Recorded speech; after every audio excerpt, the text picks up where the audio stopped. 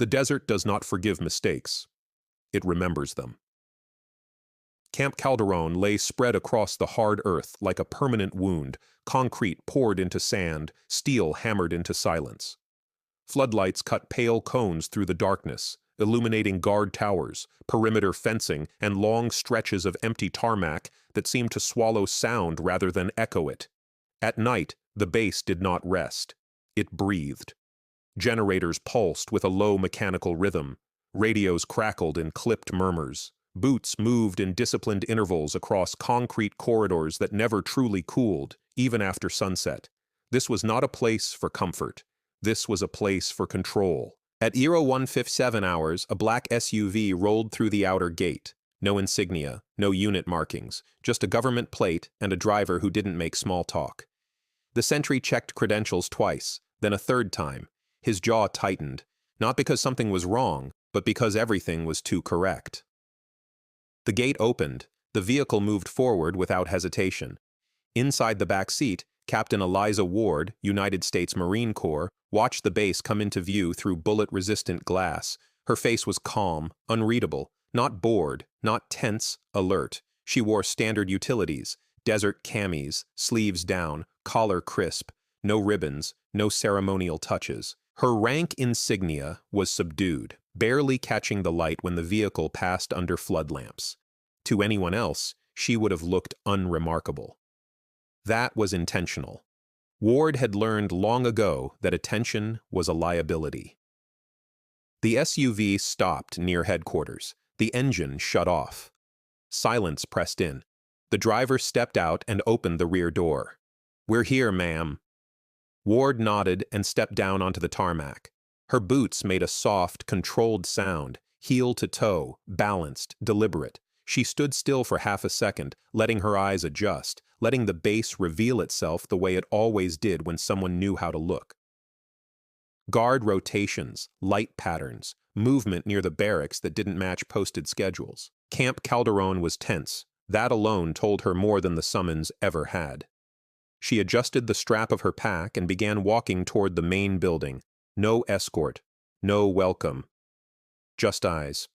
Captain Ward had been in the Marine Corps for 15 years. She had worn 3 different uniforms in 4 different theaters. She had commanded under fire and negotiated with men who carried smiles like weapons. She had learned when to speak and when silence was the sharper tool. Her service record was classified beyond the usual redactions. Portions of it simply read, "Assigned as directed." Those were the years that mattered most.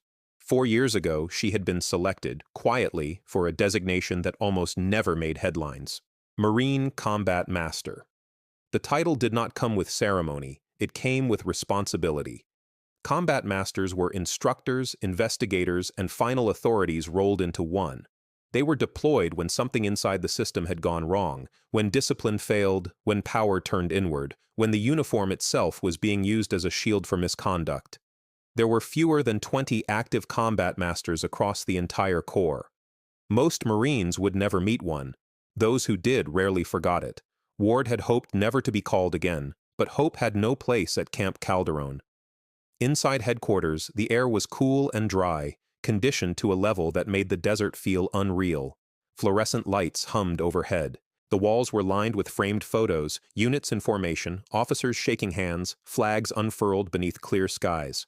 A young corporal at the desk snapped to attention a fraction too late. "Ma'am." "At ease," Ward said, her voice level. The corporal relaxed, then hesitated. "You're expected." "By whom?" Ward asked. The corporal glanced down at his clipboard. "Colonel Harlan, ma'am." Ward nodded once. Harlan. She had read the name in files that never quite accused but never quite defended either. The corporal led her down a long corridor. Their footsteps echoed, then faded, swallowed by thick walls and closed doors. As they walked, Ward felt it, the subtle shift that happened when a system recognized a variable it had not planned for. Conversations stopped behind doors. A pair of officers at a junction paused mid-sentence as she passed. One of them watched her a second too long. They were curious and uneasy. The corporal stopped outside a heavy oak door. "Ma'am, Colonel Harlan will see you now." Ward adjusted her posture, not straighter, not looser. Balanced. Thank you, Corporal. She knocked once and entered without waiting. Colonel Victor Harlan stood behind his desk when she walked in. Tall, fit, gray, just starting to show at the temples. His uniform was immaculate, pressed within an inch of regulation perfection. His office smelled faintly of coffee and polished wood. "Captain Ward," he said, extending a hand. "Welcome to Camp Calderon." She shook it briefly. "Firm, professional, Colonel." He gestured to a chair. Ward did not sit. Harlan noticed. He always did. A flicker of irritation crossed his face before it smoothed into something practiced. "Long trip," he said. "Efficient," Ward replied. "Good. I appreciate promptness." "So do I," she said. "Which is why I'm curious why I was summoned without written orders." The temperature in the room shifted. Harlan clasped his hands together. "This is an internal matter, sensitive. Sensitive matters are precisely why combat masters exist," Ward replied calmly. "Now, Colonel, why am I here?" Harlan studied her for a moment, then walked around the desk and leaned against it casually. "There's been an incident," he said. "A training evolution. Some confusion. A recruit was injured." Ward waited. Harlan continued. "External parties are overreacting. We're handling it internally." Ward's eyes never left his. "You don't bring me in for overreaction." Harlan smiled thinly. "You have a reputation, Captain." "So do you," she said. That landed. Silence stretched between them. Finally, Harlan exhaled. "I want this resolved quietly." Ward nodded slowly. "Then tell me the truth." Harlan didn't answer immediately. Instead, he moved back behind his desk and picked up a thin folder. He did not open it. "There are pressures," he said. "Readiness metrics, oversight committees, optics." "Marines aren't optics," Ward said. Harlan's jaw tightened. "This base produces results. At what cost?" she asked. He set the folder down. "That remains to be determined." Ward took one step closer. "Colonel," she said evenly, "when a system starts protecting itself instead of its people, the cost has already been paid. You just haven't calculated it yet." Harlan met her gaze. For a moment, something like uncertainty flickered there. Then it hardened. "I'll have my staff coordinate with you," he said. "In the meantime, you'll remain on base." Ward frowned slightly. "I'll need unrestricted access." "Of course," he said too quickly, "and my communications restored." Harlan hesitated. Ward noticed. "That's not a request," she said. Another silence. Finally, Harlan nodded. "We'll see what can be arranged." Ward turned toward the door. "One more thing," Harlan said. She stopped. "I trust," he continued, "that you understand the importance of unity." Ward looked back at him. "Unity built on silence is not unity," she said. "It's compliance." She left without waiting for a response. The holding area was not a cell. That was the problem. It was a clean, windowless room with a table, 2 chairs, and a camera in the corner that hummed softly. No restraints, no signage, just containment disguised as procedure. Ward stood in the center of the room, pack at her feet. Minutes passed, then footsteps. Not one set. Many. She turned as the door opened, and that was when she saw them. Marines, a lot of them. 27 by her count. They filled the corridor beyond the doorway, rifles slung, gear secured, faces unreadable. Not recruits, not trainees, operational Marines. Someone had escalated. Ward felt it settle in her chest, not fear, but clarity. This was no longer an investigation. This was a test. The door stayed open. No one spoke. Finally, a staff sergeant stepped forward. "Captain Ward," he said, "you are ordered to remain here until further notice." Ward looked at him, then at the Marines behind him. She took in their stances, their spacing, their breathing. They were ready, just not for what came next. She raised her head slightly and spoke, not loudly, not angrily. "I warned you," she said. The staff sergeant frowned. "Ma'am?" Ward met his eyes. "I am a Marine combat master," she said. "Stand down." For a fraction of a second, nothing happened, and then the base went silent. For 2 seconds, nothing moved. Not a boot, not a sling, not a breath that anyone was willing to admit to. 27 Marines stood in the corridor outside the holding room, their presence filling the narrow space with the weight of force that had been drilled into them since day one. They were not undisciplined. They were not reckless. They were trained, and training, when done correctly, does not erase judgment. It sharpens it. Captain Eliza Ward stood in the center of the room, hands relaxed at her sides, posture neutral. She did not reach for identification. She did not raise her voice. She did not repeat herself. She didn't need to. Every Marine in that corridor had heard stories. Combat masters were not legends whispered in boot camp.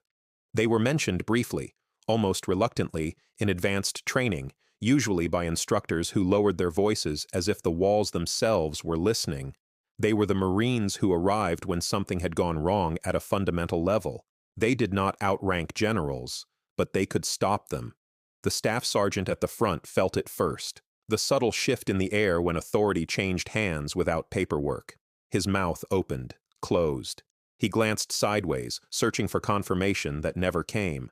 "Ma'am," he said carefully, "we were given direct orders." Ward nodded once. "I know."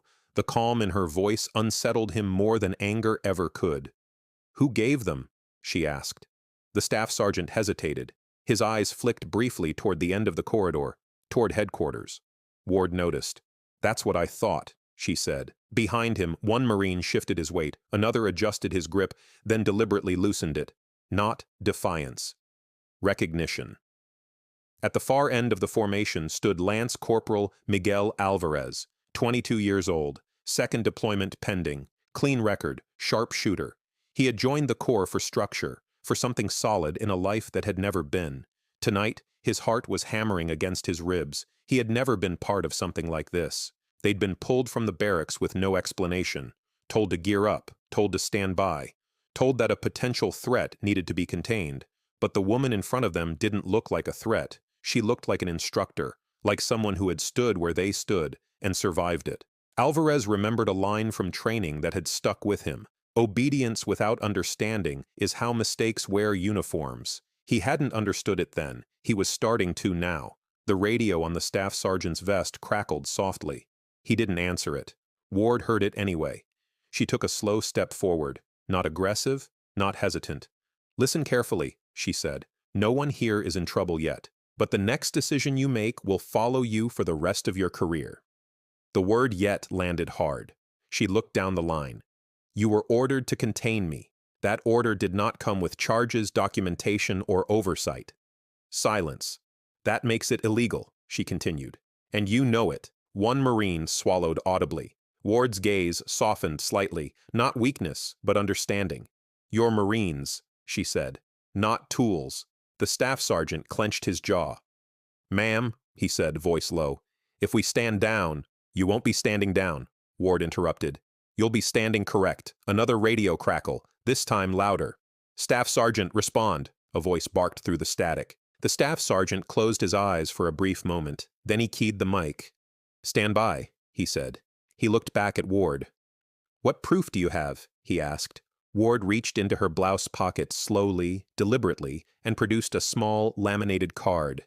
No rank, no flourish, just a seal. She held it up. The corridor seemed to shrink around it. The staff sergeant's shoulders sagged almost imperceptibly. "Holy," someone muttered before cutting themselves off. Ward lowered the card. "You did the right thing by asking," she said. "Now finish it." The staff sergeant took a breath that felt like swallowing glass. "Platoon," he said quietly. 27. Marines snapped their eyes to him. "We are standing down." Rifles lowered, slings loosened. The sound echoed like a verdict. The holding room door remained open. Ward stepped out into the corridor, passing through the Marines without brushing a single one of them. Some stared straight ahead. Others glanced at her with expressions that mixed relief, fear, and something like pride. She stopped beside Lance Corporal Alvarez. "You did well," she said softly. He stiffened. "Ma'am, you listened," she replied. "Remember that." She continued down the corridor toward headquarters. Behind her, the Marines remained where they were, unsure whether they were dismissed, unsure whether they had just saved their careers or ended them. The staff sergeant keyed his radio again. "Containment lifted," he said. "Awaiting further instructions." The response came immediately. "What the hell do you mean lifted?" There was no anger in the staff sergeant's voice when he replied. "I mean it was wrong." Colonel Harlan received the update in his office. His face did not change. That was his talent. He thanked the officer on the other end of the line, ended the call, and sat very still. Then he stood. He walked to the window overlooking the base. Floodlights illuminated formations dispersing, Marines returning to their duties. Everything looked normal, too normal. Harlan's phone rang. He didn't answer it. He already knew who it was. Instead, he straightened his uniform, checked his reflection, and stepped out of his office. If this was going to unravel, it would do so on his terms. They arrived before dawn, unmarked vehicles, civilian attire, credentials that opened doors without arguments. Ward met them in a briefing room that still smelled faintly of stale coffee and stress. She didn't sit. She never did when truth was being placed on the table. The lead investigator, a woman with steel-gray hair and eyes that missed nothing, listened without interrupting as Ward spoke. When Ward finished, the room was silent. "Do you believe the corruption is systemic?" the investigator asked. Ward nodded. "It always is. And Colonel Harlan?" Ward paused. "He's not the disease," she said carefully. "He's a symptom." The investigator leaned back. "Then this will hurt." Ward's voice was quiet. "It's already hurting." By mid-morning, the base was buzzing. Not loudly, but with the kind of tension that spreads when silence breaks. Marines were called in one by one. Some were afraid. Some were angry. Some had been waiting for this moment longer than they were willing to admit. Training logs didn't match injury reports. Video footage contradicted official statements. A recruit's hospitalization had been labeled an accident. The footage said otherwise. Word spread, not gossip. Truth, and truth, once spoken, does not go quietly back into the dark. Morning came without warmth. The sun rose over Camp Calderon like an indifferent witness, flooding the base with pale gold light that did nothing to soften what had begun overnight. The desert looked the same as it always did, endless, flat, unforgiving. Inside the buildings, everything had changed. Doors that were usually closed were now open. Offices once ruled by routine were suddenly occupied by unfamiliar faces, men and women in plain clothes, their movements efficient, their questions precise. They did not raise their voices. They did not need to. The Marines felt it immediately, the quiet authority of people who had already seen the evidence. Lance Corporal Miguel Alvarez sat alone in a small briefing room, hands clasped so tightly his knuckles had gone white. A recorder sat on the table in front of him, its red light glowing steadily. Across from him sat an investigator, civilian clothes, military posture. "State your name and rank," she said. "Lance Corporal Miguel Alvarez, United States Marine Corps," he replied. His voice didn't shake. He was proud of that. "What happened last night?" Alvarez hesitated for half a second, just long enough for the weight of the question to settle. Then he told the truth. He spoke about the sudden order, the lack of explanation, the woman in the holding room who hadn't flinched when 27 armed Marines surrounded her. He spoke about the moment something inside him had clicked. When she said who she was, he said, it felt like the rules finally mattered again. The investigator nodded slowly. "Did you feel pressured to comply with the order?" "Yes." "Did you believe it was lawful?" Alvarez swallowed.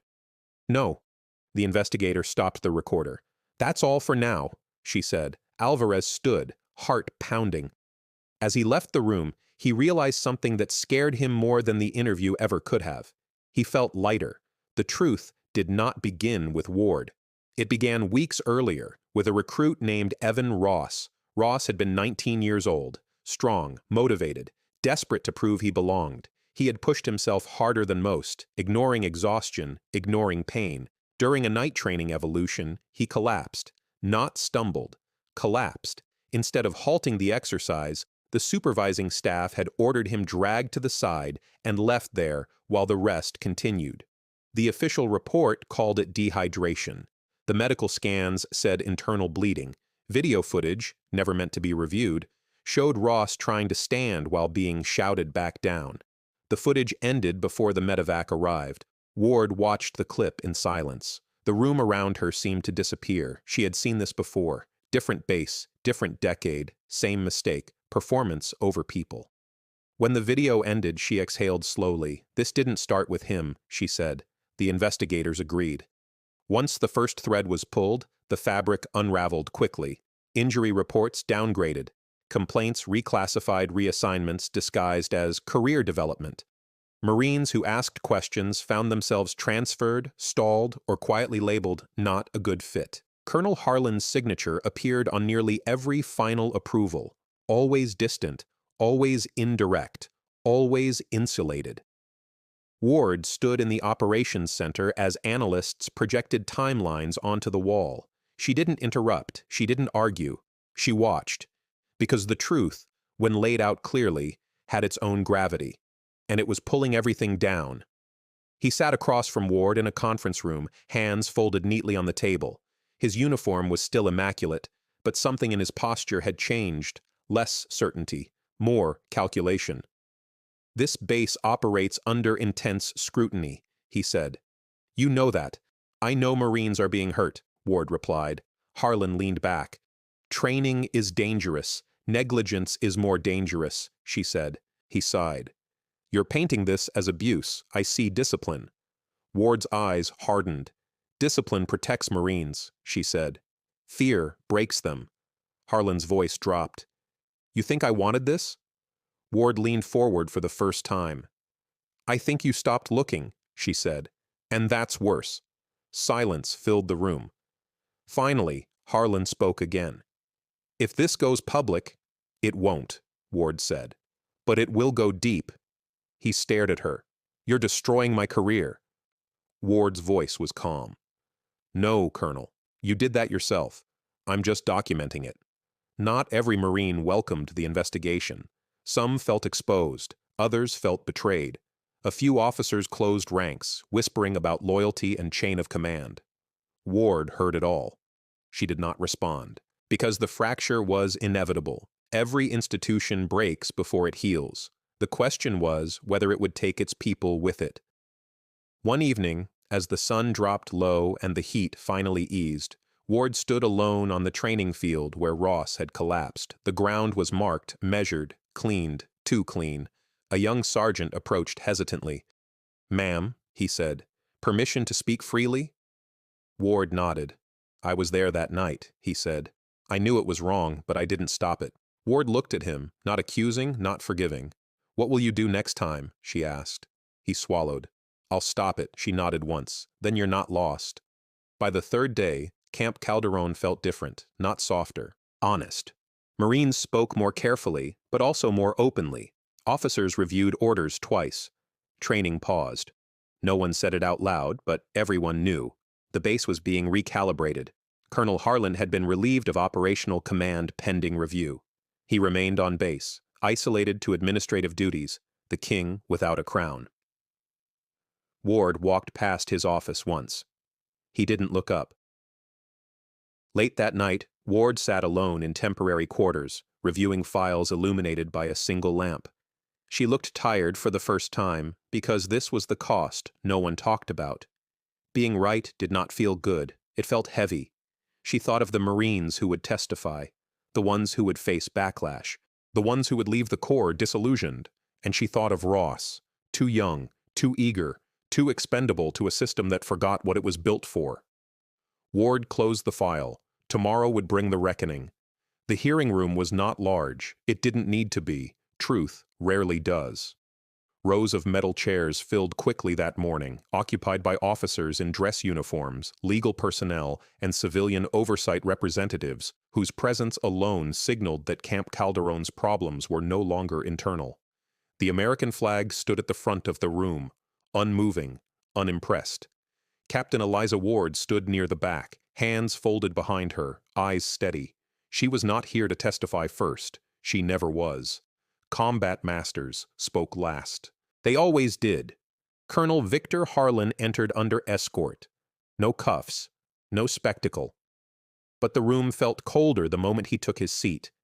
His uniform was perfect, but it no longer carried weight, just fabric stitched with symbols that had lost their protection. He stared straight ahead, did not acknowledge Ward, did not acknowledge anyone. The proceedings began without ceremony. Charges were read: failure of command responsibility, willful negligence, falsification of records, retaliation against subordinates. Each count landed like a measured blow. Harlan's attorney objected twice. Both objections were denied. Evidence followed: training footage, medical reports, internal emails marked urgent and ignored. When the video of Evan Ross played, the room went completely still. No murmurs, no shifting, just a 19-year-old Marine collapsing in the dirt while authority looked the other way. One officer in the front row lowered his head, another closed her eyes.